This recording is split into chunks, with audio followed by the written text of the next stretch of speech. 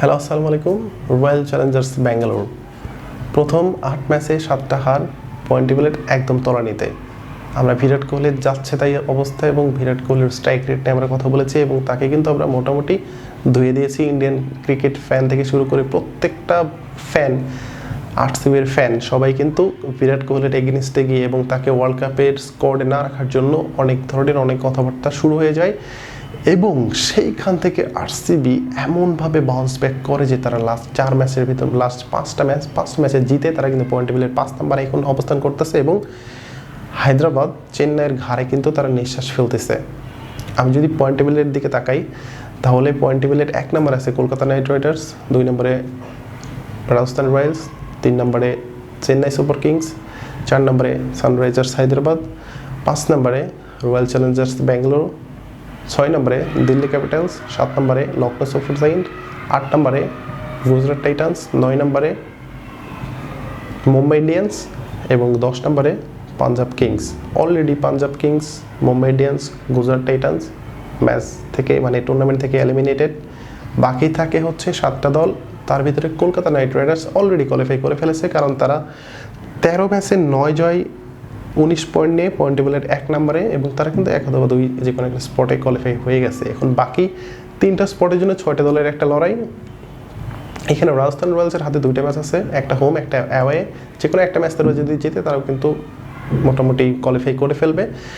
বাকি 5 দলের মধ্যে একটা রেস হবে হচ্ছে 2টা স্পট নিয়ে। আমি যদি চেন্নাইয়ের কথা বলি, চেন্নাই 13 ম্যাচে 7 জয় 6 হার 14 পয়েন্ট নিয়ে তারা পয়েন্ট টেবিলের 3 নম্বরে আছে এবং তাদের প্লাস পয়েন্ট রান রেট, তারা কিন্তু এটা একটা বেনিফিট পাচ্ছে। বাট তাদের পরের ম্যাচটা হচ্ছে আরসিবির ঘরের মাঠে এবং একটাবার ভেবে দেখেন আরসিবি লাস্ট 5 ম্যাচে জিতে গেছে এবং চেন্নাইয়ের যে পারফরমেন্স তাতে আপ অ্যান্ড ডাউনের ভিতর দিয়ে তারা যাচ্ছে। মোস্তাফিজ নেই, পাথিরানা নেই, তাদের মোটামুটি অনেকগুলো প্লেয়ার এইবার টুর্নামেন্টে তারা খেলতে পারতেছে না। দীপক চাহারকে নিয়ে একটা শঙ্কা আছে, ডেভিড কনওয়েকে তো প্রথম থেকেই পাচ্ছে না।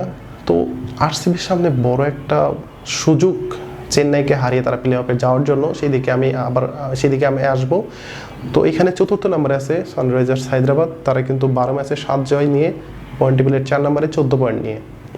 তাদের সামনে 2টা ম্যাচ আছে, 2টা ম্যাচ থেকে যে কোনো যদি একটা ম্যাচ জিতে যায় তাদের কিন্তু সামনে প্লে অফ খেলার একটা সুযোগ আছে। বাট আমি এখন যদি আরসিবির কথা বলি, আরসিবির সামনে কিন্তু যে লাস্ট ম্যাচটা সেটা কিন্তু ঘরের মাঠে চেন্নাইয়ের এগেনিস্টে এবং চেন্নাইয়ের এগেনিস্টে টুর্নামেন্টের শুরুতে প্রথম যে ম্যাচটা হয় সেখানে কিন্তু আরসিবি হেরে যায় এবং টুর্নামেন্টের এই পর্যায়ে এসে তারা কিন্তু পয়েন্ট টেবিলের 5 নম্বরে আছে এবং তাদের যে লাস্টের ম্যাচটা এবং আরসিবির লাস্টের ম্যাচটা সেটা কিন্তু এক প্রকার নকআউট পর্বের মতো হয়ে গেছে। যারা জিতবে তারা প্লে অফ রেসে টিকে থাকবে, যারা হেরে যাবে তারা টুর্নামেন্ট থেকে বিদায় নিবে। সেরকম একটা সমীকরণের সামনে দাঁড়িয়ে আরসিবি এবং চেন্নাই সুপার কিংস এই মুহূর্তে বা এই মোমেন্টে চেন্নাই সুপার কিংস কিন্তু সবসময় অসাধারণ একটা দল। তো আরসিবিকে ভালো একটা চ্যালেঞ্জ গ্রহণ করতে হবে এবং আরসিবি যদি চেন্নাইকে টপকে যেতে হয় তাহলে তাদেরকে ভালো একটা মার্জিনে ম্যাচ জিততে হবে। এই হচ্ছে আরসিবি চেন্নাইয়ের সিনারিও। আমি যদি এখন দিল্লি এবং লখনৌর কথা বলি, দিল্লির ম্যাচ আছে হচ্ছে একটা, সেটা লখনৌর এগেনিস্টে এবং লখনৌর 2টা ম্যাচ আছে, একটা মুম্বাই একটা দিল্লির এগেনিস্টে। এখন যদি দিল্লি ম্যাচ জিতে যায় একটা, তাহলে তাদের পয়েন্ট হচ্ছে 14 কিন্তু তাদের মাইনাস রান রেট। এখানে কিন্তু তাদের একটা সংখ্যা থেকে যায় তারা আদৌ রেসে টিকে থাকবে কি না। এখন যদি আমি লখনৌর কথা বলি তাহলে লখনৌর 2টা ম্যাচ আছে বাট তাদের কিন্তু হিউজ একটা মাইনাস রান রেট আছে। সো তারাও আসলে কোয়ালিফাই করতে পারবে কিনা সেটা নিয়েও সন্দেহ আছে, বাট ক্রিকেটে সব কিছুই পসিবল। এখন যদি আরসিবিকে আমি কোয়ালিফাই করাতে চাই বা আরসিবি কোয়ালিফাই করে, সেই ক্ষেত্রে আরসিবিকে হচ্ছে এখন লখনৌ এবং দিল্লির ম্যাচের দিকে তাকাই থাকতে হবে। প্রথমে লখনৌ মুম্বাইয়ের ম্যাচের দিকে তাকাই থাকতে হবে, সেখানে যদি লখনৌ জিতেও যায় লখনৌ দিল্লির ম্যাচের দিকে তাকাই থাকতে হবে। সেখানে যদি লখনৌ জিতে যায় তাদের পয়েন্ট হবে 14 কিন্তু তাদের একটা মাইনাস রান রেট আছে।